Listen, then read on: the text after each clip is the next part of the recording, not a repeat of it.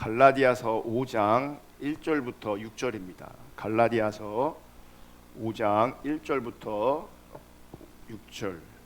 우리 한 절씩 교독함으로 주의 말씀을 받겠습니다.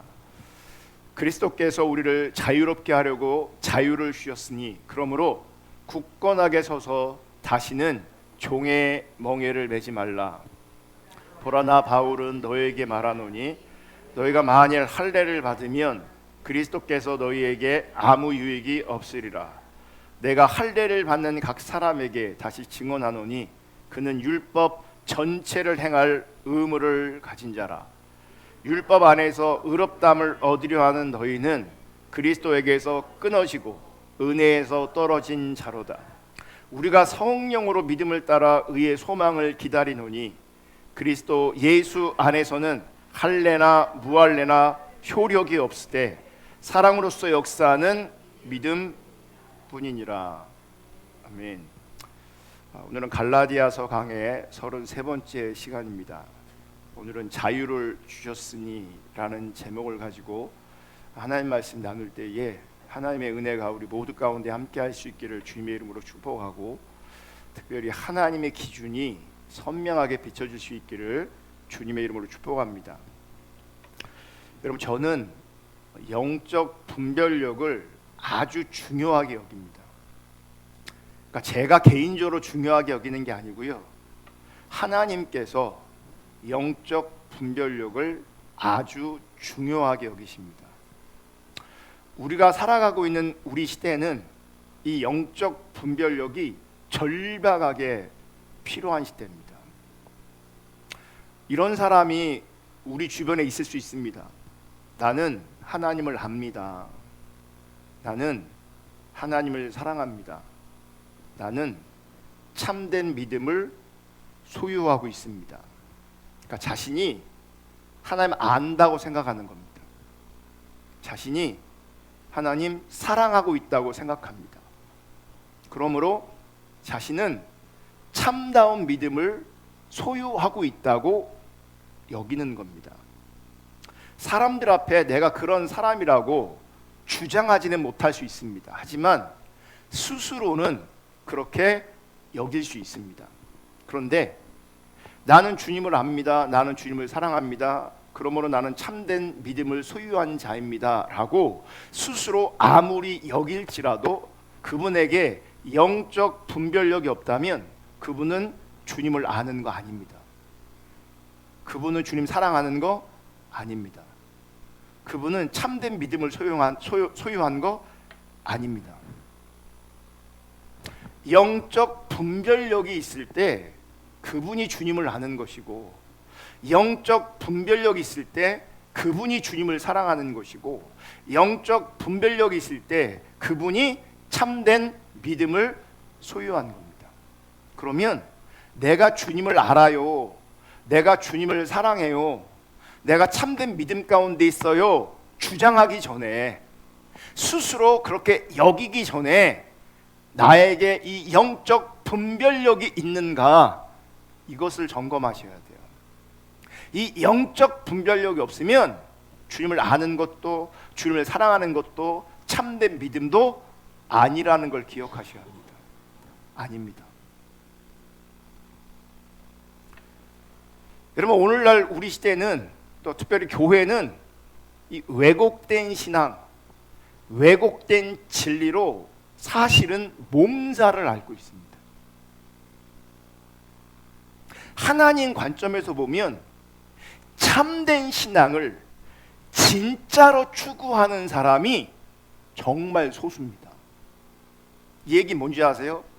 대부분의 많은 사람들은 영적 분별력이 없다는 겁니다. 그래서 하나님의 기준, 하나님의 뜻을 정확하게 못 보는 겁니다. 여러분, 각자가 하나님 말씀 앞에 있으면서, 또 이렇게 공동체로 모여서 설교를 들으면서, 또 소그룹으로 모여 성경 공부를 하면서 세상을 살아가고 있는, 신앙생활을 하고 있는 나 자신을 하나님의 기준으로 돌아보며 영적 분별력을 가지고 진지하게 자신을 점검해 볼 수 있기를 주님의 이름으로 축복합니다. 이게 제대로 안 되면요, 사실은 착각하면서 신앙생활하는 거고요, 착각하면서 신앙생활하는 것은 거짓 신앙입니다. 소위 신앙생활하고 있는 많은 사람들이 하나님의 은혜를 말하고 하나님의 사랑을 말하면서도 정작 그 은혜와 사랑이 무엇인지에 대해서 잘 모르는 사람이 많습니다. 물론 이론적으로는요, 하나님께서 예수 그리스도를 이 땅에 보내셔서 우리 죄를 사하시고 우리를 구원하신 것이 하나님의 은혜요, 하나님의 사랑이다, 이렇게 알고 있습니다. 그러니까 이 영역은, 이 부분은 다 알고 있어요. 교회를 조금이라도 다녀본 사람들은 하나님의 은혜와 사랑이 뭐냐 하면 이 복음적인 내용들을 알고 있고 고백할 수 있단 말이죠. 문제는 그 은혜와 사랑을 내가 알고 있다면 그 은혜와 사랑이 우리 삶에서 드러나고 나타나야 되는데, 이 은혜와 사랑이라는 것이 내 머릿속에 담긴 지식으로 그쳐버린다는 겁니다. 이것을 어떻게 알 수 있냐면, 많은 사람들이 자신의 성도됨, 자신의 신자됨을 하나님의 은혜와 사랑으로 확인하려고 하는 것이 아니라, 혹은 하나님과의 관계에서 확인하려고 하는 것이 아니라, 자신이 하고 있는 신앙적인 행위, 혹은 자신이 경험한 신앙적 체험, 혹은 자신이 옳다고 여기는 이론을 가지고 확인하려고 해요. 신앙적 행위, 체험, 자기가 옳다고 여기는 이론을 통해서 나는 성도입니다, 나는 신자입니다, 나는 믿음이 있습니다, 이렇게 확인하려고 한단 말이죠. 그러니까 행하고 있느냐, 행하지 못하느냐, 알고 있느냐, 알지 못하느냐, 체험했느냐, 체험하지 못했느냐. 그러니까 어떤 사람, 이런 사람이 있다는 거예요. 나는 행하고 있어, 나는 체험이 있어, 나는 알고 있어, 나는 배우고 있어, 고로 나는 믿음이 있어, 고로 나는 신자야, 고로 나는 성도야. 하나님의 은혜와 사랑으로 자기의 정체성을 확인해야 되는데, 여전히 뭘로 확인하냐면 했냐 안 했냐, 체험이 있냐 체험이 없냐, 아냐 모르냐. 여러분, 성경이 말하는 참된 신앙은 관계적 신앙입니다. 관계적 신앙. 성경이 말하는 참된 신앙이 관계적이다라고 하는 이 말을 여러분 항상 품고 계셔야 합니다. 항상 기억하시고 인식하셔야 합니다. 참된 신앙은 관계적이에요. 우리는 이 관계적 신앙을 이렇게 표현해요. 하나님의 은혜와 사랑을 아는 것이다, 인격체신 주님을 알고 사랑하는 것이다, 혹은 하나님의 얼굴을 구하는 것이다. 우리가 이렇게 표현한다고요, 이 관계적 신앙을. 그런데 문제는 표현은 분명히 이렇게 하지만, 이런 표현을 우리가 분명히 사용하고는 있지만, 여전히 많은 사람들이 이곳에 있는 여러분을 포함해서 신앙을 관계적으로 여전히 이해하지 못한다는 거예요. 들어서 배웠기 때문에 시험지에 우리의 신앙은 관계적입니다 이렇게 쓸 수는 있는데, 실제 신앙을 관계적으로 이해하지 못하고 있다고요. 실제는 관계적으로 이해한 것이 아니라, 조금 전에도 표현했지만 어떤 것을 하는 것 혹은 하지 않는 것으로 이해하는 경향성이 아직도 강하다고요. 신앙적 행위를 가지고 자기 신앙과 믿음을 체크하고 점검하고 있는 그런 경향성이 아직도 강하다고요. 여러분, 우리 신앙이 어떤 것은 하고 혹은 하지 않는 행위일 수가 없는 것이, 만약 우리 신앙이 우리의 행위라면 그리스도가 오실 이유가 없어집니다. 그러니까 믿음의 근거가 행함이라면 그리스도가 오실 이유가 없어진다고요. 왜냐하면 행할 것을 요구하면 되고 행하는 자가 구원을 받으면 되는 거예요. 우리의 신앙이 어떤 영적인 지식을 배우고 깨닫는 것이라면, 혹은 우리의 신앙이 어떤 것을 체험하는 것이라면 그리스도가 오실 이유가 없습니다. 왜냐하면 깨달은 자가 구원을 받는 것이고 체험이 있는 자가 구원을 받는 거예요. 그럼 그리스도가 오실 이유가 사라지는 겁니다. 여러분, 그리스도께서 이 땅에 오셨다라고 하는 것에는 반드시 전제되는 게 있습니다. 주님이 오셨다, 그리스도가 오셨다, 메시아가 오셨다라고 할 때에 반드시 전제되는 게 있다고요. 뭐냐면 우리 인간은 스스로를 구원할 수 없는 존재라는 거예요.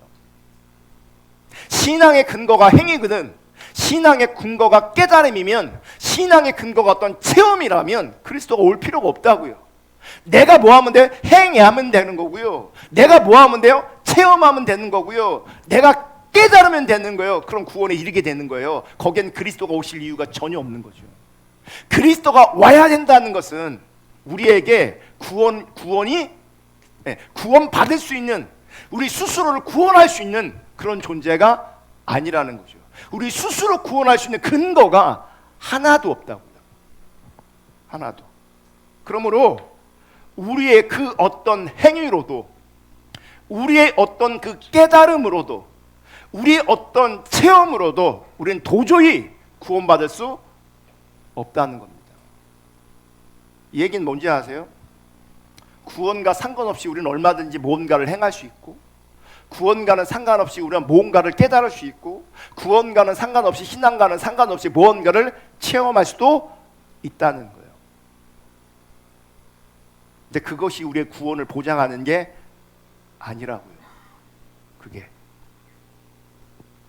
사실 우리의 구원뿐만 아니라 우리 신앙의, 우리 삶의 모든 부분이 우리 스스로, 우리의 행위로 가능하지 않습니다.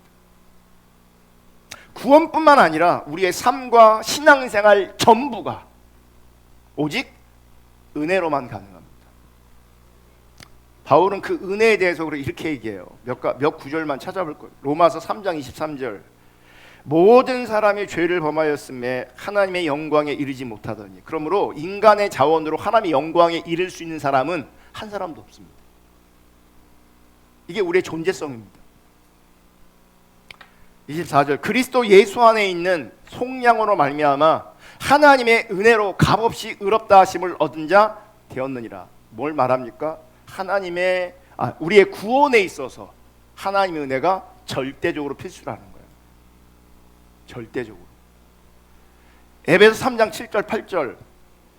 이 복음을 위하여 그의 능력이 역사하시는 대로 내게 주신 하나님의 은혜의 선물을 따라 내가 일꾼이 되었노라. 모든 성도 중에 지극히 작은 자보다 더 작은 나에게 이 은혜를 주신 것은 측량할 수 없는 그리스도의 풍성함을 이방인에게 전하게 하시고, 그러니까 하나님의 일꾼으로 세움받은 것도, 하나님의 일꾼으로 쓰임받은 것도 바울은 뭐라고 말하냐면 은혜로 가능했다라고 말해요. 은혜로. 고린도전서 3장 10절. 내게 주신 하나님의 은혜를 따라 내가 지혜로운 건축자와 같이 터를 닦아두매 다른 이가 그 이위에 세우나 그러나 각각 어떻게 그 위에 세울까를 조심할지니라. 무슨 말이냐면 바울의 소명은 이방인에게 복음을 전하고 교회를 개척하는 것이 바울의 부르심이었고 바울의 소명이었어요. 근데 그 소명을 감당하는 것도 바울은 뭐라고 말하냐면 하나님의 전적인 은혜였다고 말하는 거예요. 고린도서 1장 12절. 우리가 세상에서 특별히 너희에 대하여 하나님의 거룩함과 진실함으로 행하되 육체의 지혜로 하지 아니하고 하나님의 은혜로 행함은 우리 양심이 증언하는 바니 이것이 우리의 자랑이라. 그 소명을 감당하되 육체로 인간적인 방법으로 하는 것이 아니라 오직 거룩함과 진실함으로 감당하는 것도 전적인 하나님의 은혜라는 거예요. 고린도전서 15장 10절. 그러나 내가 나 된 것은 하나님의 은혜로 된 것인 된 것이니 내게 주신 그 은혜가 헛되지 아니하여 내가 모든 사도보다 더 많이 수고하였으나 내가 한 것이 아니요 오직 나와 함께 하신 하나님의 은혜로다. 다른 모든 사도보다 더 많이 수고했는데 그것조차도 하나님의 은혜였다. 그러니까 구원뿐만 아니라 신앙생활, 내 삶의 모든 것이 결국은 하나님의 은혜였다라고 바울은 고백하는 겁니다. 그러니까 구원뿐만 아니라 우리의 신앙과 우리의 삶의 모든 자리에서 절대적으로 필요한 것이 무엇이냐면 하나님의 은혜입니다.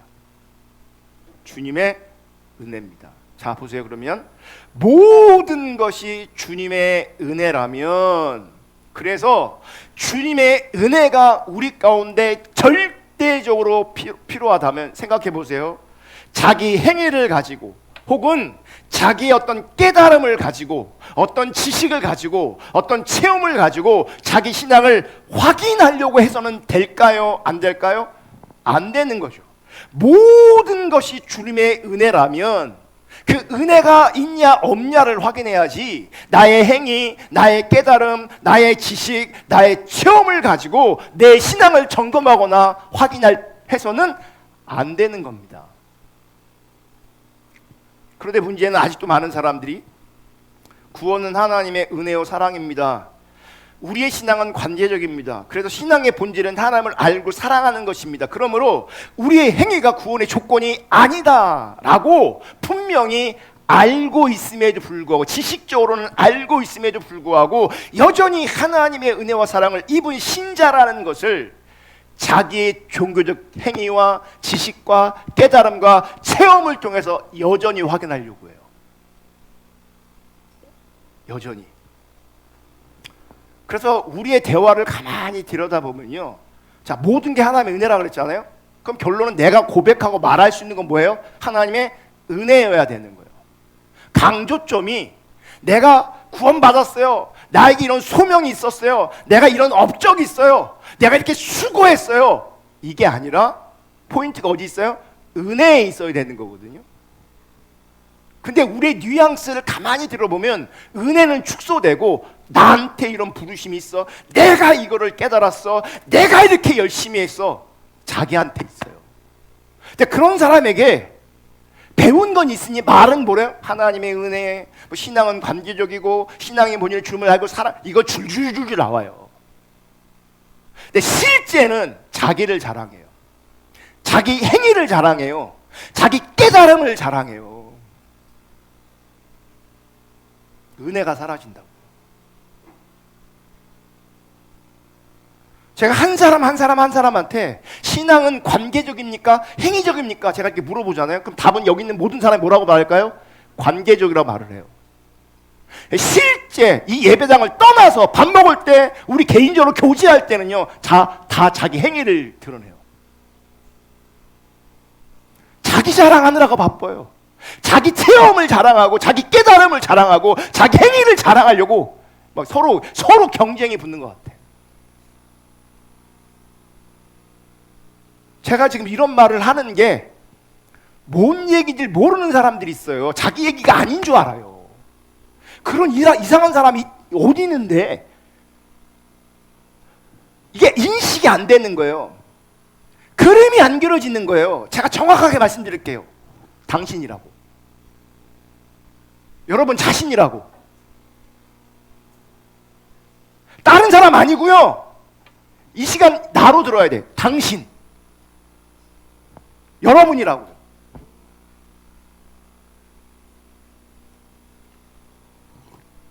어떤 분은 억울할 수 있어요. 난 아닌데 당신이라고 그러니까. 근데 자기를 돌아보라고 제가 이렇게 얘기하는 거예요. 자기를 돌아보라고. 은혜가 절대적으로 필요하다며요. 근데 왜 그 은혜를 안 구하냐고요. 왠지 아세요? 은혜가 나한테 필요한 게 아니에요. 여전히 내 자원이 중요한 거예요.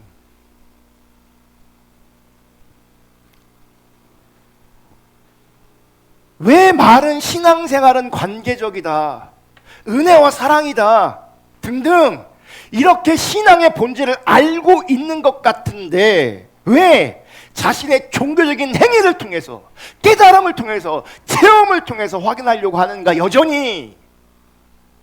그 이유는 은혜와 사랑에 대해서 혹은 신앙의 본질에 대해서 말은 하지만 그 은혜와 사랑이, 그 신앙의 본질이 실제가 안 되는 겁니다. 실제가 안 되니 그 없는 실제를 가지고 자기를 어떻게 돌아보겠어요? 자기한테 있는 행위, 자기한테 있는 깨달음, 자기한테 있는 그 체험을 가지고 자꾸 점검하려고 하는 거예요. 그래서 은혜와 사랑이 실제가 안 되는, 신앙의 본질이 실제가 안 되는 자기 신앙에 대한 무의식적 불안감이 우리 가운데 생기는 거예요.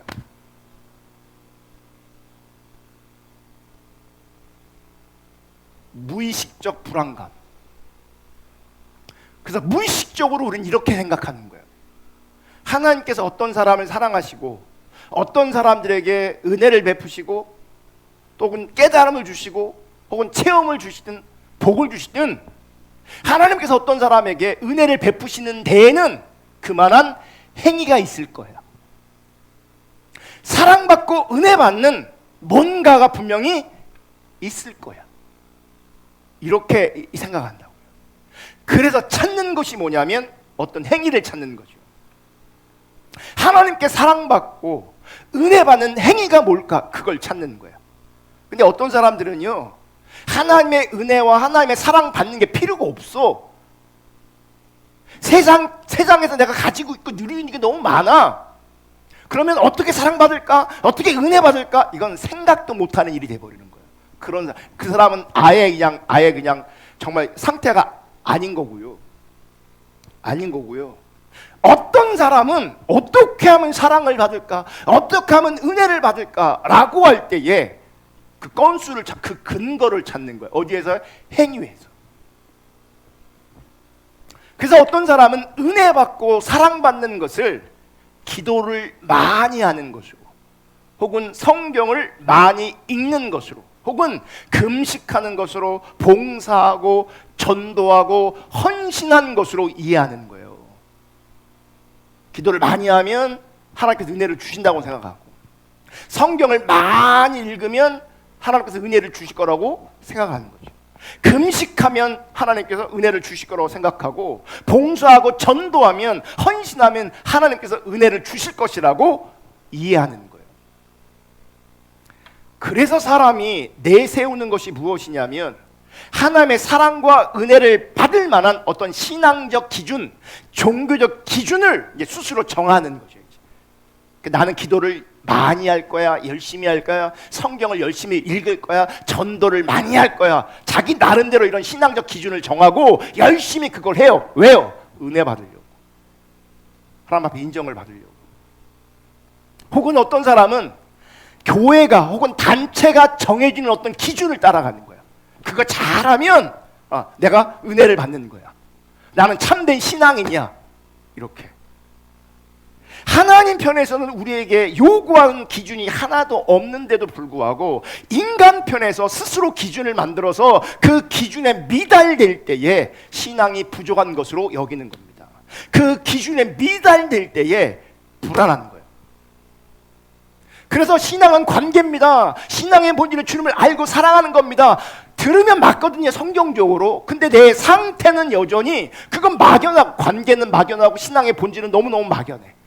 그러니까 한편은 여전히 뭐예요? 여기가 불안해요. 그러니까 확실한 걸 붙잡고 싶은 거예요. 그게 신앙의 행위, 깨달음, 지식, 체험, 이런 걸로 가는 거예요. 왜냐면 그걸 잡으면 내가 훨씬 더 편해요. 그걸 잡으면 자랑할 게 많아. 그걸 잡으면. 관계로 얘기하고 신앙의 본질을 얘기하면요, 막연하거든요. 너무너무 막연하거든요. 할 말이 없어요. 할 말이. 그러면 우리 뭐예요? 그러니까 이 타락한 인생, 육적인 인생은 할 말이 없잖아요. 재미가 없어요. 그러니까 거리를 자꾸 만들어야 되는데 본질로 접근하면, 관계적으로 접근하면 이게 분명하지 않으면 할 얘기가 없다니까. 그러니까 육적인 얘기, 행위적인 얘기, 체험, 이런 얘기, 내가 깨달은 얘기, 그런 것들 뭐 하는 거야? 골몰하는 거죠. 그래서 열심히 행하고 뭔가를 깨달으려고 하고 뭔가를 보려고 하고, 그게 봐줘야 들어줘야 깨달아줘야 할 건수가 생기는 거예요. 할 말이 생기는 거예요. 그러면서 내가 영적인 우월감에 포지션 되는 겁니다. 그렇지 못한 사람들 뭐예요? 내가 가르치고, 그러니까 내가 뭐야? 썰을 풀어도 그 사람들은 막 존경스럽게 나를 우러러보는 그런 관계가 되는 거예요. 나는 이런 영적인 사람이라고 막 어필을 막 해대는 거죠. 뭐 때문에? 은혜 때문이 아니에요. 자기의 어떠함 때문이에요. 그 영적 분별력이 없으니까 자기가 그러고 있는지도 몰라요. 안 비춰져요. 왜냐면 분별력이 없으니까. 근데 들은 건 있어서 뭐야? 신앙의 본질. 들은 건 있어. 이런 거 거짓 신앙은 말은 잘한다고요. 또 실제가 하나도 안 되는데.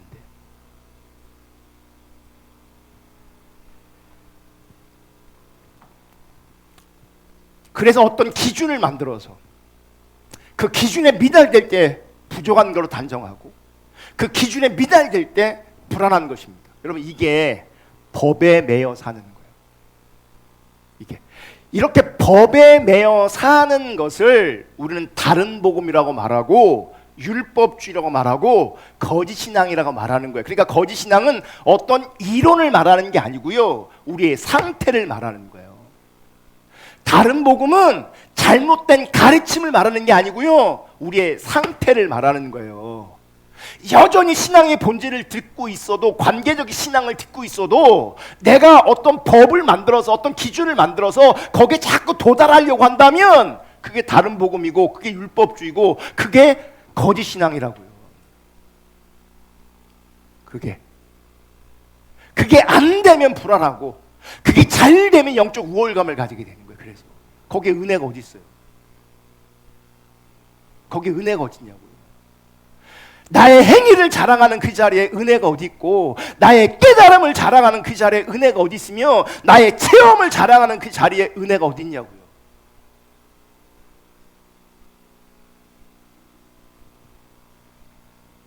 여러분, 신앙생활은 기쁨으로 즐거움으로 하는 것이 아니고 많은 사람들이 법에 매여서 하게 되는 거죠. 그러니까 법에 매인 신앙생활에도요, 나름 기쁨과 즐거움이 있을 수 있어요. 나름대로 어떤 확신을 가질 수 있어요. 그러나 그 기쁨과 즐거움을 들여다보면 하나님의 은혜와 사랑을 아는 기쁨이 아니고 신앙의 어떤 기준, 신앙의 법을 지킨 자기 성취, 자기 만족감, 그로 말미암은 영적 우월감, 자기 의를 토대로 한 기쁨과 즐거움이 있어요. 그건 성경적 기쁨과 즐거움이 아니에요. 여러분, 한국교회 신자들은 보편적으로요, 자유함에 대한 훈련보다는 신앙의 법에 대한 훈련이 사실 너무 잘 돼 있어요. 왜 그러냐? 분별력이 없어서 그래요. 애초에 분별력이 없으니까 법에 매여요. 애초에 분별력 없으니까 거짓 신앙의 다른 복음에 매여버리게 되는 거예요. 그래서 그들은 뭔가를 하지 않으면 불안감을 가져요. 뭔가를 하고 있거나 뭔가를 알아가고 있거나 뭔가를 체험하고 있으면 그 자리에서 안정감을 느껴요. 그 자리에서.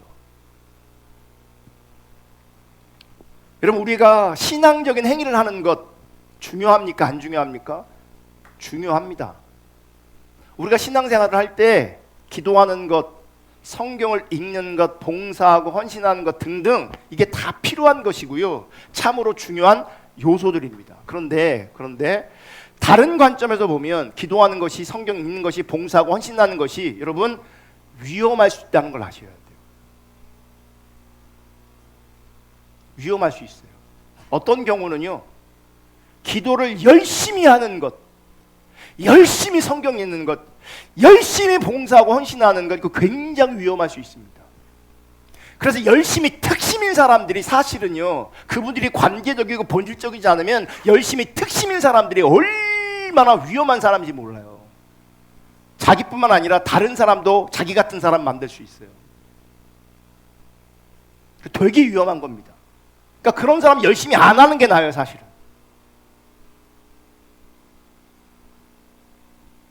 말씀을 통해서, 예배를 통해서, 기도하는 것을 통해서 하나님을 알아가고 하나님과 교제할 수 있는 아주 좋은 통로가 되고 길이 될 수 있어요.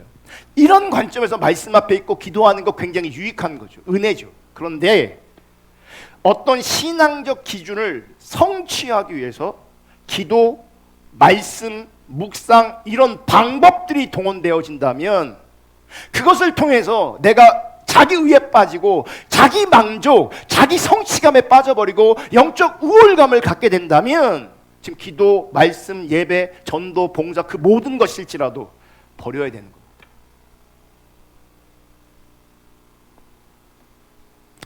여러분 반드시 인식하시고 기억하시기를 주님의 이름으로 축복합니다. 스스로 어떤 기준을 스스로 어떤 기준을 이루어 보려고 하는 신자는 아무리 하나님의 은혜와 사랑을 안다고 말할지라도 아는 것이 아닙니다. 아는 게 아닙니다. 그래서 교회가 이와 같이 어떤 법에 의해서 모든 것을 결정하고 나아가게 되면 그 교회는 다양성을 용납하지 않는 획일화된 교회가 돼요. 이게 위험한 교회입니다. 그러니까 은혜가 모르고 관계를 모르고 신앙의 본질을 모르면 근거가 어디 있어요? 자기 행위, 자기 깨달음, 자기 체험, 자기가 알고 있는 게 기준이 되거든요. 그러니까 주변에 있는 사람들 그걸 강요해요. 그걸 강요하게 돼 있어요. 그러니까 나랑 다르면 다 틀린 신앙이 되는 거예요. 왜냐면 자기가 기준이니까. 교회에서도 그런 식으로 어떤 기준을 만들어서 이거를 따라오라고 말하면 따라오는 사람은 참된 신앙일지 모르겠지만 그 안에서는 그렇지 못한 사람 뭐가 되는 거예요? 네, 형편없는 시간이 되는 신앙이 되는 거예요. 그러면 신앙이 기계적이 되고 신앙이 획일화돼 버려요. 그럼 하나님은요 우리가 생각하는 것보다 훨씬 더 크신 분이세요. 무슨 얘기냐면 우리가 주님을 알아가는 것은 굉장히 다양한 영역이라는 거예요. 하나님은 내 개인의 신앙의 기준 안에 갇혀 있는 분이 아니에요. 어떤 교회의 기준에 갇혀 계실 수 있는 분이 아니에요. 하나님은 개인이 설정한 기준 때문에 혹은 교회가 설정된 어떤 공동체가 설정된 어떤 기준 때문에 획일화가 돼버리면 그건 참신앙이 아니에요. 그래서 기준을 정해놓고 그걸 강요하면 안 돼요. 근데 우리는 강요를 너무 많이 해요. 그냥 내 거는 참고하라고 살짝 올려주는 그런 개념이어야 되는 거예요. 내게 절대가 아니에요. 근데 우리는 내 것을 가지고 강요를 해. 이렇게 해야 되는 거라고. 꼭 이렇게 해야 되는 거라고. 그럴 수가 없어요. 하나님의 일하심은 다양하거든요. 사람의 형편도 다양하거든요. 근데 항상 자기가 기준이에요. 자기 행위가 기준이야. 자기가 깨달은 게 기준이야. 그럼 교만하면 반드시 강요하게 돼 있어요.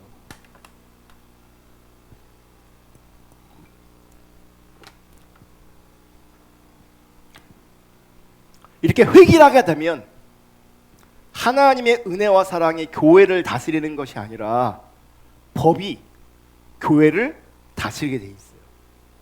전통이, 관습이 교회를 다스리게 돼 있어요. 여러분, 누군가의 강요에 의해서 혹은 법에 의해서 신앙생활하면 안 되는 겁니다. 이 얘기는 내가 누구에게 강요할 수 있는 게 아니라는 거죠. 강요를 받아도 되는 게 아니라는 거예요. 신앙생활은 누가 시켜서 하는 게 아니에요. 여러분, 신앙생활은 여러분 스스로가 하고 싶어서 하는 일이 되어야 되는 거예요. 그래서 관계적이라고 말하는 거예요. 하나님과 관계성 안에서 관계성 안에서 하나님의 빛이 주신 대로 하나님께서 원하시는 대로 뭐 하는 거예요? 따라가는 거예요. 그게 자유자로 하나님 앞에 있는 겁니다. 자유자로. 그래서 오늘 본문 1절은 이렇게 얘기하는 겁니다. 갈라디아서 5장 1절 다 같이 읽습니다. 시작. 그리스도께서 우리를 자유롭게 하려고 자유를 주셨으니 그러므로 굳건하게 서서 다시는 종의 멍에를 매지 말라. 그리스도께서 우리를 자유롭게 하려고 자유를 주셨으니 그러므로 굳건하게 서서 다시는 종의 멍에를 매지 말라. 이 종의 멍에가 뭐예요? 이런 갈라디아 전체를 보면요, 이 종의 멍에는 율법주의를 말하는 거예요.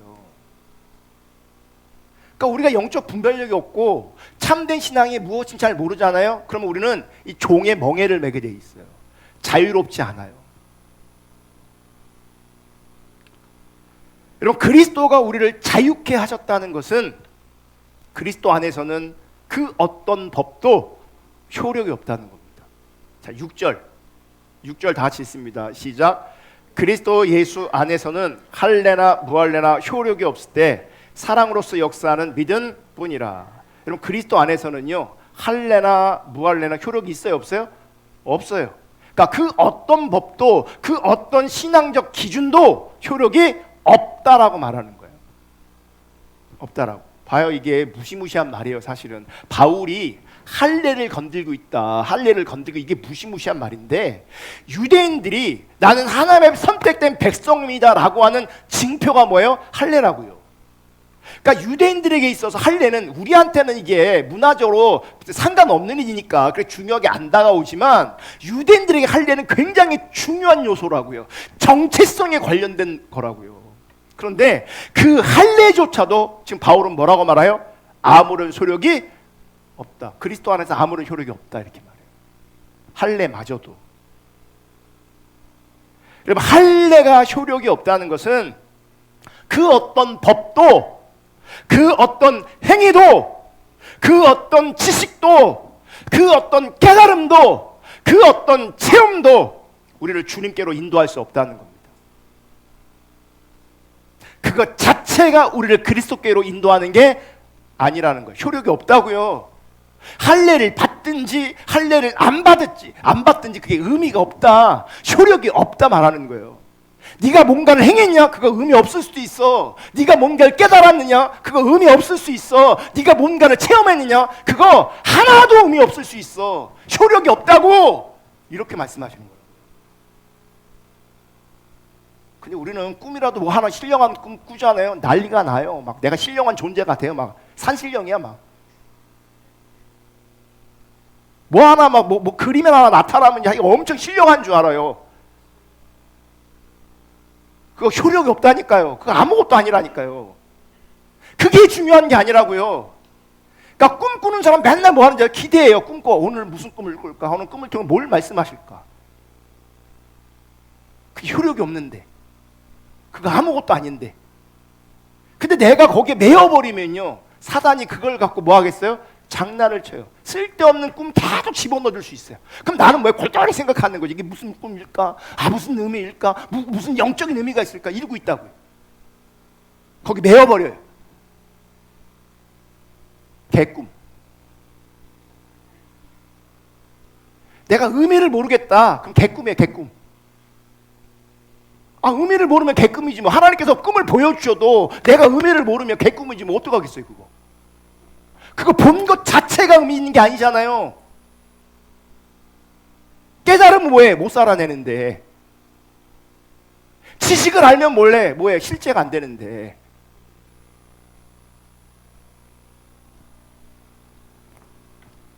요한복음 8장에 보면, 지난주도 읽었는데 8장 31절, 그러므로 예수께서 자기를 믿은 유대인들에게 이르실 때, 여기서 중요한 게 뭔지 아세요? 믿은 유대인들에게.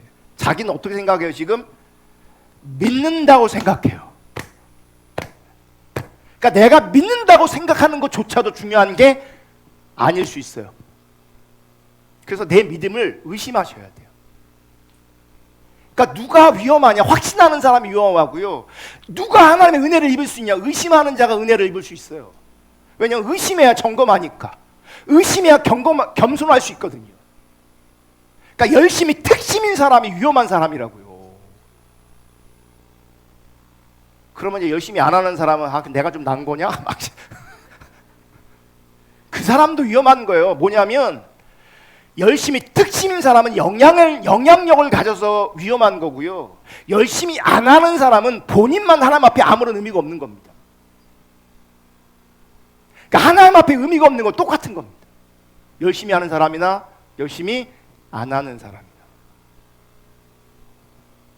자기를 믿은 유대인들에게 이르시되 너희가 내 말에 거하면 참으로 내 제자가 되고 진리를 알지니 진리가 너희를 자유롭게 하리라. 그럼 진리의 열매는 우리가 자유케 되는 거예요. 자유. 법에 매이지 않는다고. 어떤 기준에 매이는 게 아니라고요. 자유가 있다고요. 자유가. 아멘. 그럼 어떤 사람이 이걸 또 남용해요. 그럼 내 맘대로 하면 그게 자유인 줄 알아요.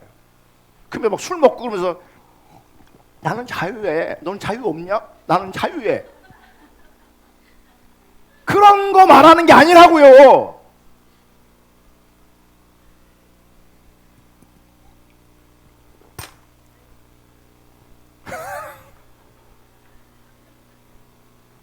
진리를 알면 진리가 너희를 자유롭게. 이 자유가 우리 가운데 실제여야 되는 거예요. 36절. 그러므로 누가 우리를 자유롭게 하냐? 아들이 너희를 자유롭게 하면 너희가 참으로 자유로우리라. 자유는 내가 획득하는 게 아니에요. 자유는 아들이 우리를 자유롭게 하는 거예요. 이게 뭘 말합니까? 관계를 말하는 거예요. 관계. 이게 많은 사람이 이걸 여전히 이론으로 받아들이고 실제는 자기 기준과 법을 세워서 거기에 나를 맞춘다고요. 그러니까 뭐예요? 자유가 아니라 내가 세워놓은 기준이 법이 되는 거예요. 교회가 세워놓은 어떤 기준들이 법이 돼버리는 거예요. 거기 자유가 있어요? 없어요? 없어요.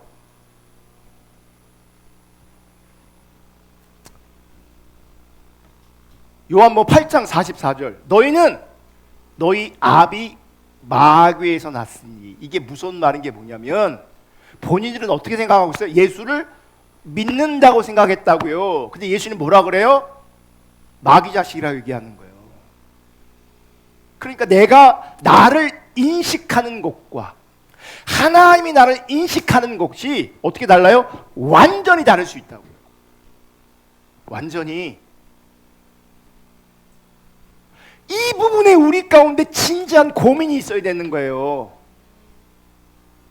나는 믿음이 있는데, 나는 어떤 체험도 했는데, 나는 어떤 깨달음도 있는데, 나는 어떤 은사도 있고 은사가 나타나기도 하는데 마귀 새끼 될 수 있다고.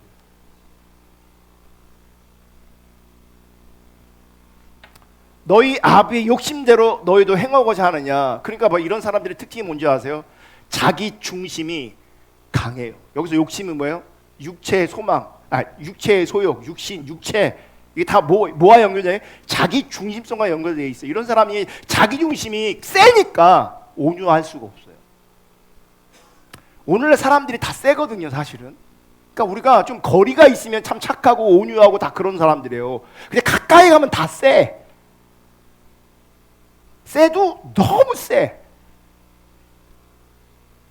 인간이 왜 센 줄 아십니까? 욕심 때문에 그래요.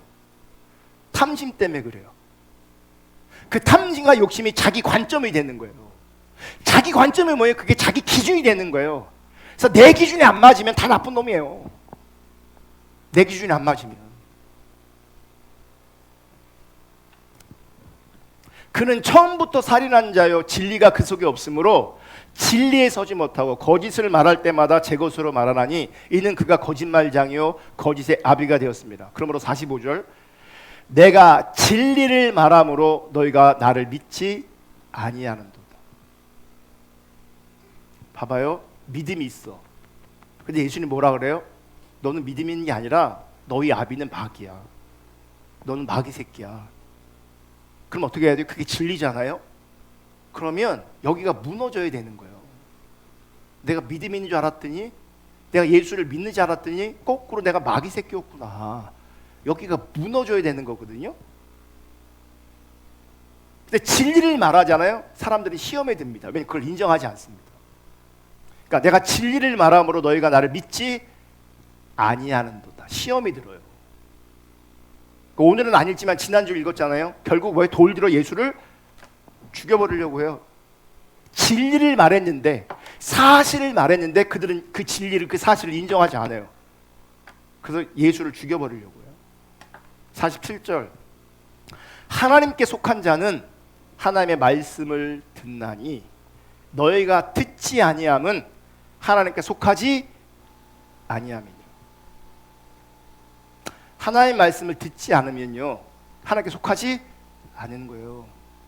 하나님께 속한 자가 하나님의 말씀을 듣게 돼 있어요. 그 하나님 말씀 뭐겠어요? 성경이 말하는 참된 신앙에 대해서, 참된 복음에 대해서예요. 우리는 하나님께 속한 자는 하나님의 말씀을 듣나니, 하나님께 속한 말씀을 듣는구나. 열심히 또 성경 읽어 막.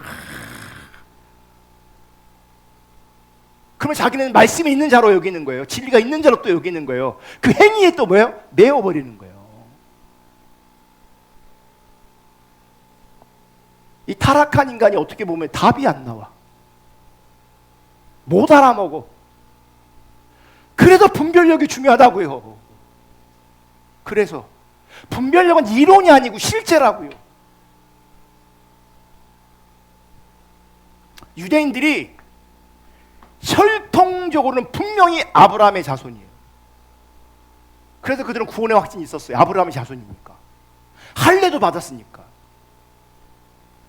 아브라함의 자손인 그들을 향해서, 할례 받은 그들을 향해서 예수님 뭐라고 말해요? 너희 아비는 마귀다고 말하는 거예요. 신앙의 본질을 들은 우리에게, 참된 신앙을 들은 우리에게도 너희 아비는 마귀다, 이렇게 얼마든지 말씀하실 수 있어요. 영적 분별력이 없으면. 하나님의 말씀이 그 속에 없대요. 그러므로 그들 가운데 믿음이 없대요. 그래서 그들은 하나님께 속한 것이 아니래요. 아브라함의 자손인데, 할례도 받았는데.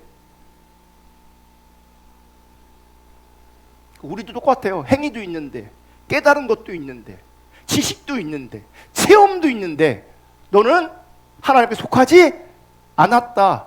이 음성이 우리에게도 들릴 수 있다고요.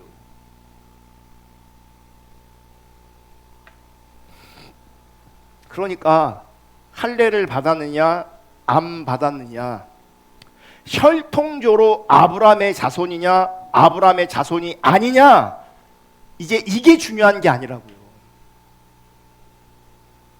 예수님의 말씀이 우리 속에 거해야 되고, 그래야 진리를 아는 것이고, 그 진리가 우리를 자유케 하는 거예요.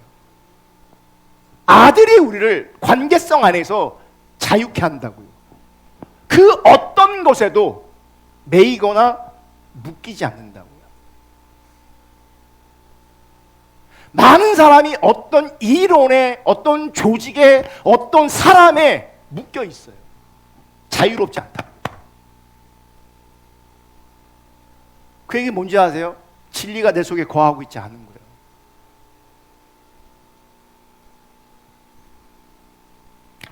예수 그리스도와의 관계가 우리를 자유케 하는 겁니다. 그래서 오늘 본문 5절을 보면 이렇게 말씀하세요. 4절부터 볼게요. 율법 안에서 의롭다함을 얻으려 하는 너희는 그리스도에게서 끊어지고 은혜에서 떨어진 자로다. 우리가 성령으로 믿음을 따라 의의 소망을 기다리노니. 우리가 성령으로 믿음을 따라 의의 소망을 기다려야죠. 어렵죠. 공동번역으로 다시 볼게요. 율법을 지킴으로써, 그러니까 행위로써 하나님과 올바른 관계를 맺으려는 여러분은, 이게 율법주의 다른 복음을 말하는 거죠.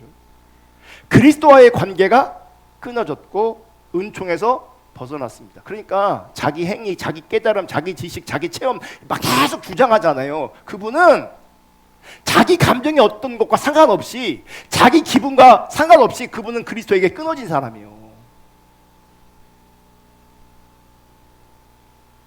5절, 그러나 우리는 하나님께서 우리의 믿음을 보시고 성령을 통해서 우리를 당신과의 올바른 관계에 놓아주시리라는 희망을 가지고 있습니다. 말씀을 보면 의롭게 된다는 것을 공동 번역은 뭐라고 표현하고 있냐면 하나님과의 올바른 관계로 번역하고 있어요. 그러니까 율법을 지킴으로 말미암은 것이 아니라 믿음으로 하나님과 올바른 관계가 될 것을 나는 소망한다, 이렇게 말하는 거예요. 율법을 지켜서 의롭게 되려고 하느냐, 혹은 율법을 지켜서 네가 하나님과 관계를 회복하려고 하느냐, 그게 아니라 믿음으로 하나님과 올바른 관계가 회복되기를 나는 진짜 소망한다. 그럼 우리는 관심이 어디 있어야 돼? 행위가 아니라고요, 믿음이라고요. 다시 갈라디아서 5장 6절을 읽습니다. 그리스도 예수 안에서는 할례나 무할례나 효력이 없을 때, 이런 그리스도 안에서는 할례나 무할례나 효력이 없습니다. 그리스도 안에서는 무엇을 했냐 안 했냐 효력이 없습니다. 그리스도 안에서는 이론을 아느냐 모르느냐 효력이 없습니다. 그리스도 안에서는 무엇을 체험했냐 체험하지 않았냐 그게 효력이 없다고요. 그리스도 안에서는 네가 뭘 깨달았냐 못 깨달았냐 그게 효력이 없다고요.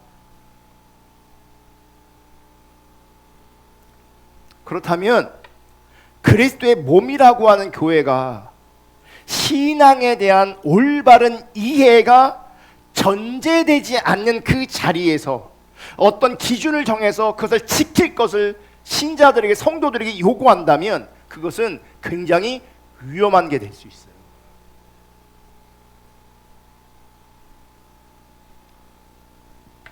왜 위험한지 제가 조금 이따 설명할게요. 여러분, 사실 많은 성도들이, 교회를 다니는 사람들이 신자니까 어떤 종교적 행위를 해야 한다는 것을 지극히 당연한 것으로 받아들여요. 신자니까 기도해야지, 신자니까 예배 드려야지, 신자니까 헌금을 해야지. 그러니까 기도, 예배, 헌금 이런 것들이 뭐가 되는 거예요? 신자의 기준이 돼버리는 거예요. 이게 기준이 돼버리는 거예요. 즉 기도, 예배, 헌금 이것이 신앙의 본질의 열매로, 은혜와 사랑의 열매로 따라오는 게 아니라 이런 것들이 기준과 법으로 전면에 등장하는 거예요. 그럼 어떻게 되냐? 기도하지 않는 것 때문에, 예배에 빠진 것 때문에, 헌금을 하지 않는 것 때문에 상대방을 책망하게 되는 거예요. 왜냐면 그게 법이니까, 그게 기준이니까. 그럼 이런 데서는요, 그러니까 극단적인 교회들이 있어요. 막 설날, 추석 때 부흥회하는 교회들이 있거든요. 저는 나쁜 교회라고 생각해요. 근데 그게 법이 돼버리고 기준이 되니까 어떻게 해요? 설날 때 그 사람들 어디 가요? 다 교회 가요. 추석 때 어디 가요? 교회 가요. 그게 자기들이 참신앙이라고 생각하는 거예요. 그 법에 매어버리는 거예요. 근데 설 때 교회 오세요 했는데 안 왔어. 죽일 놈 되는 거예요. 믿음 없는 놈 되는 거예요. 왜 설에 교회 오라고 하냐고. 그런 교회가 아무리 사람들이 많이 모이고 아무리 커도 나쁜 교회예요. 왜 나쁜 교회라고 말하냐면 성경적이지 않은 거예요. 그게 복음적이지 않은 거예요. 법에 매이게 만드는 거예요. 그러니까 어떤 교회는 하루에 기도에 5시간 해야 돼요. 적어도 하루에 2시간은 해야 돼요. 그게 기준을 만들어놨어요. 기준으로. 네. 그럼 그 기준에 맞추어서 우리 교회를 보잖아요. 여기 다 가라지야. 여기 다 가라지야, 가라지. 거기 기준에 맞추면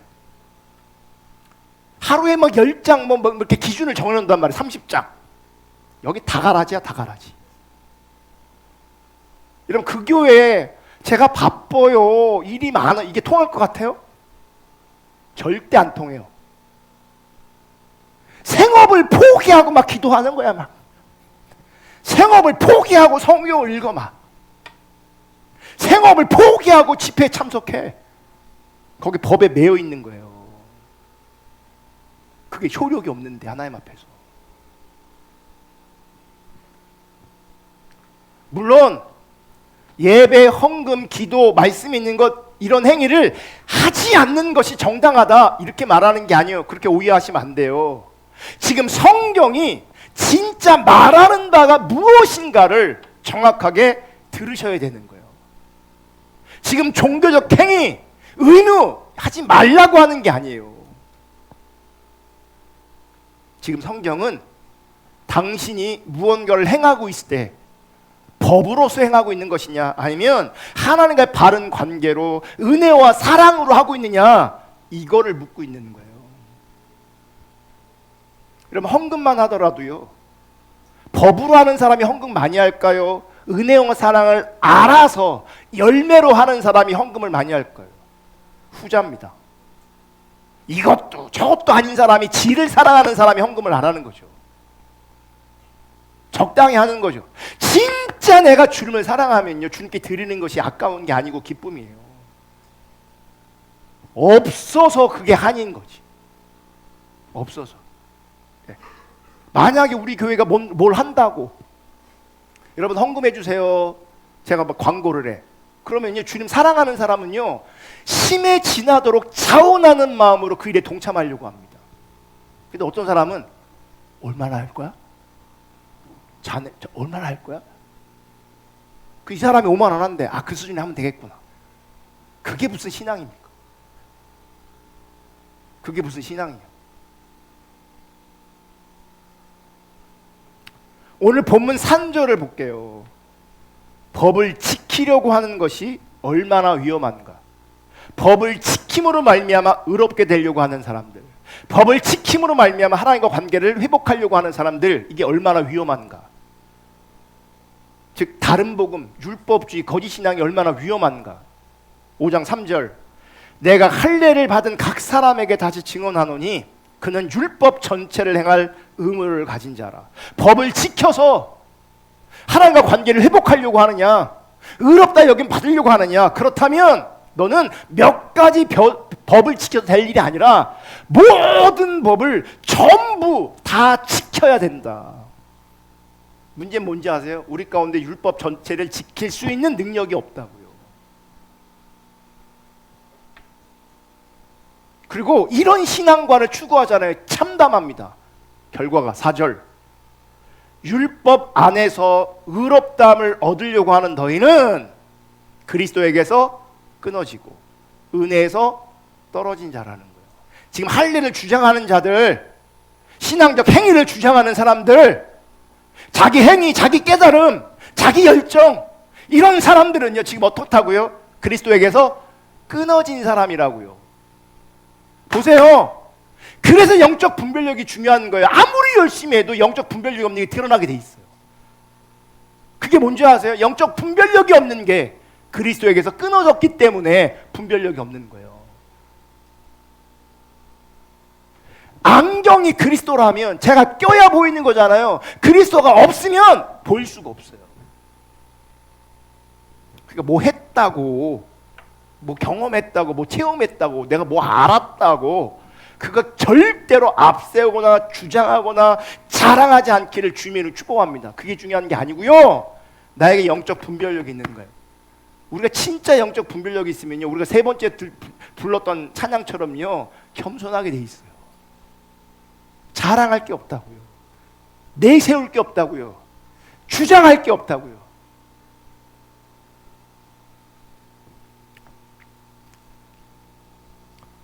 교회는 하나님 나라가 보여야 합니다. 천국의 모습이 보여야 합니다. 그걸 우리가 추구하는 거거든요. 여러분, 하나님 나라에, 천국에 법이 있을까요? 법이 없을까요? 천국에 법이 있을까요? 법이 없을까요? 천국에는 법이 없어요. 그럼 법 대신 뭐가 있을까요? 사랑이 있는 겁니다. 사랑이. 그러면 내 안에 주님이 오시고 내가 하나님과 바른 관계가 회복되어지면 내 안에 법이 있을까요? 사랑이 있을까요? 그죠? 근데 우리는 뭘 주장해요? 여전히 법을 주장해요. 내 행위를 기준이 돼서, 내 깨달음이 기준이 돼서, 내 체험이 기준이 돼서, 내 열심이 기준이 돼서 뭐예요? 그걸 주장한다고요. 법이 아니라 사랑이라고.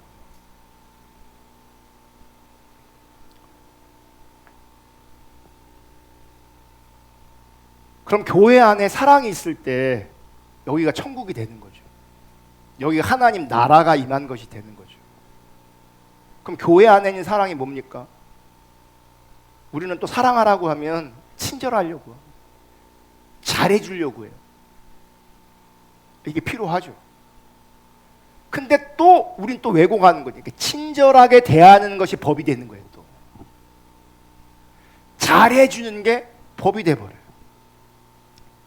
그러면 그게 다른 복음이라고요. 그게 육신이라고요. 그게 교회의 사랑은 하나님의 사랑을 말해요. 자, 오늘 보면 6절 볼게요. 6절.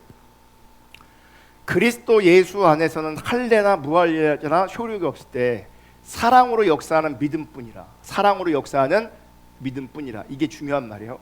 자, 공동 번역으로 다시 볼게요. 그리스도 예수를 믿는 사람에게는 할례를 받았든지 받지 않았든지 하는 것이 중요하지 않고, 네가 깨달음이 있냐 없냐 이게 중요한 게 아니고, 체험이 있냐 체험이 없냐 이게 중요한 게 아니고, 오직 사랑으로 표현되는 믿음만이 중요하다. 그러니까 하나님께서 정말 중요하게 여기시는 게 뭐예요? 오직 사랑으로 표현되어지는 믿음이 중요하다. 그러니까 종교적 행위가 중요한 게 아니라 법으로서 기준으로서 어떤 친절하게 대하는 그런 게 중요한 게 아니라 사랑으로 표현되어지는 믿음이 중요하다. 그러니까 이 믿음이 있으면 사랑의 표현은 다양하게 나오겠죠. 그러니까 어떤 몇 가지 법을 세우면 이렇게 친절하게 하면 대하면 자기는 사랑이 있는 줄 그 왜곡하는 거예요. 그러니까 하나님과 관계성 안에서 그 믿음 안에서 사랑이 다양하게 표현되어지는 거예요. 관계성 안에서. 그래서 참된 믿음은요, 사랑으로 표현되어지는 거예요. 봐요. 믿음, 사랑 이런 단어 자체가 관계적인 단어예요. 법 이게 아니라 관계적 단어라고요. 믿음, 사랑. 그러니까 믿음과 사랑이 참 좋은 말이지만 나에게 믿음과 사랑이란 말이 의미가 있으려면 반드시 대상이 있어야 돼요. 대상. 그러니까 신앙생활 하나님 사랑하는 거 대상이 분명해야 되고, 그 하나님 사랑은 이웃 사랑으로 나타나면 대상이 분명해야 되는 거예요. 근데 우리는 이 법만 지키려고 하는 거예요. 나만 법만 지켜. 저 사람이 어떻게 됐든 상관없고 나만 기도 열심히 하고 나는 열심히 말씀 배우고 그러면 돼. 그게 율법주의예요. 그러니까 믿음과 사랑이라면 이 관계, 대상이 분명해야 되는 거예요. 대상.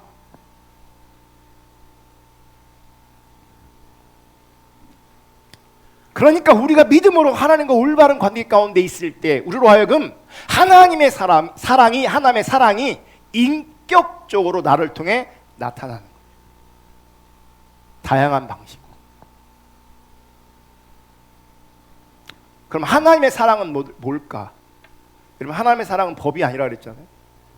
하나님의 사랑은 가장 기본적으로요, 용서입니다. 용서. 판단과 정죄가 아니라 긍휼입니다. 긍휼. 따라서 교회가 하나님의 사랑을 보인다는 것은 법으로 움직이지 않는다는 것을 얘기하는 거예요. 그래서 법이 아니기 때문에 교회가 되게 어설플 수 있어요. 여러분, 제가 율법주의적인 관점에서 목회하잖아요. 엄청 많이 여러분이 제가 푸시할 겁니다. 이것도 해야 된다고 저것도 해야 된다, 여기도 와야 된다, 막 강력하게 막 쫄 겁니다. 그래서 그거에 반응하지 않으면 막 불안함이 들 정도로. 제가 그렇게 안 해요.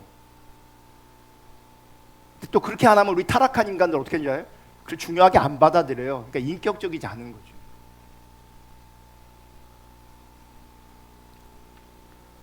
하나님의 사랑을 보인다는 것은 법으로 움직이지 않는다는 것을 의미합니다.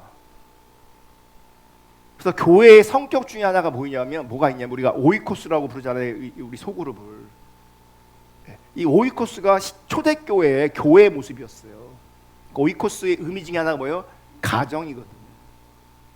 여러분의 가정 안에 법이 적용됩니까? 여러분의 가정 안에 법이 적용되냐고요? 우리들 가정 안에 법이 적용되지 않습니다.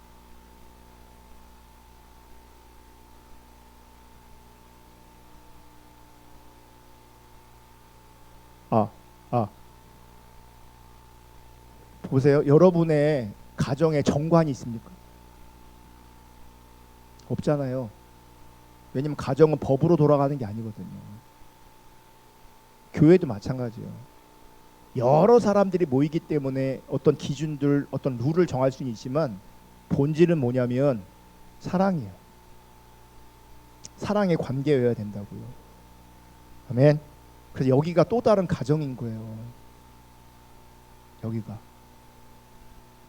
이제 문제는 이제 진짜 문제는 여러분 각자 여러분 한 사람 한 사람이요.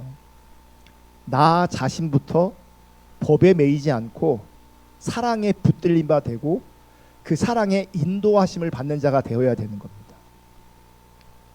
어떤 사람들은 다른 사람들이 나에게 어떤 행동을 가지고 교회의 사랑의 유무를 판단합니다. 그러니까 나한테 친절하게 대해주는 사람이 많으면 여긴 사랑이 많은 교회고, 나한테 친절하게 안 대해주면 여기 사랑이 없는 교회예요. 그러니까 기준이 누구예요? 자기예요. 자기. 이 생각이 뒤집어져야 돼요. 저와 여러분은 내가 다른 사람에게 어떻게 사랑으로 다가가고 있는가, 이걸 자꾸 질문해야 되는 거예요. 교회가 나한테 어떻게 하고 있는가, 다른 사람이 나한테 어떻게 하고 있는가, 이게 기준이 아니라, 그걸 가지고 사랑의 유무를 판단하는 게 아니라 내가 어떻게 사랑을 가지고 다가갈 수 있을까. 그게 성경이 말하는 참된 성도라는 겁니다. 여러분, 세상 사람들은요, 상대방에게 내가 받는 것이 있어야 베풀려고 합니다. 또 조건 없이 베푼다고 해도요, 자기의 마음에 드는 사람을 골라서 베풉니다. 이게 세상이라고요. 주님께서는 그렇게 안 했어요. 아무런 조건 없이 도리어 자기를 십자가에 못 박은 자들을 위해서 자기 몸을 내어주셨다고요. 그게 예수님의 방식이었다고요. 그러니까 예수의 방식, 그 사랑의 방식이 우리 가운데 나타나야 그게 신앙의 본질이라고요. 여러분 한 사람이 이 주님의 사랑을 이해한 가운데 그 모습을 교회에 보인다면 우리 교회가 하나님 나라가 되는 거예요. 우리 교회가. 신자가 법으로 자꾸 나아가는 것은 하나님은 나의 열심을 외면하지 않으실 거라는 생각이 있어서 그래요. 열심히 하면 하나님 외면하지 않으실 거라고. 그래서 하나님께 열심히 복받기 위해서 열심히 뭔가 보여줘야 되는 것이고, 어떤 행위적 기준을 열심히 시켜서 나의 믿음이 있음을 자꾸 증명하려고 하는 거예요. 그걸 보시고 하나님께서 은혜를 주시고 복을 주시고, 하나님 이렇게 열심히 하는 나를 외면하지 않을 거라고 생각하는 거예요. 외면하십니다. 거짓신앙 외면하십니다. 아무리 열심히 해도. 이런 신앙생활은요, 피곤합니다. 짐이 됩니다. 왜요? 기쁨이 없거든요. 억지로 해내야 되거든요.